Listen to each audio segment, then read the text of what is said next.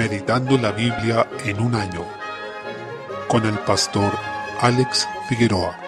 Introducción al libro de Hechos de los Apóstoles. En cuanto a su autor, este libro fue escrito por Lucas, quien fue también autor de uno de los evangelios. Se considera que dicho evangelio es el primer tratado que le escribió a un hombre llamado Teófilo, como vemos en Lucas 1:3, y ahora comienza con el segundo tratado, en el cual explica los hechos sustanciales que son los pilares de la fe cristiana, primeramente en cuanto al ministerio terrenal de Cristo, en el evangelio de Lucas, y luego lo que siguió ocurriendo después de su ascensión, en el libro de Hechos, mostrando cómo continúa la obra de Cristo para expandir la Iglesia por medio de la predicación del Evangelio por parte de los apóstoles. De esta forma, tanto en el Evangelio de Lucas como en Hechos, el personaje principal es Jesús, aunque en este libro él obra a través de sus apóstoles, mientras está en el cielo sentado a la diestra de Dios. Lucas acompañó al apóstol Pablo en algunos de sus viajes misioneros, lo que se evidencia por el uso de la primera persona plural en los relatos. Por ejemplo, en el capítulo 16, desde el versículo 10, se trataba de un hombre bien educado, quien era médico, como vemos en Colosenses 4:14, lo que se evidencia en un griego complejo y elocuente. Refleja haber tenido un buen conocimiento de la navegación, dado el detallado relato del naufragio en este libro. La evidencia externa también avala la autoría de Lucas, ya que para el año 200 después de Cristo era aceptado extensamente como el autor tanto del Evangelio como de Hechos, por testimonios de autores como Justino Mártir, Ireneo, Clemente de Alejandría y Tertuliano, además del canon de Muratori. En cuanto a la fecha, se estima que Lucas fue escrito a inicios de la década del 60 del siglo I,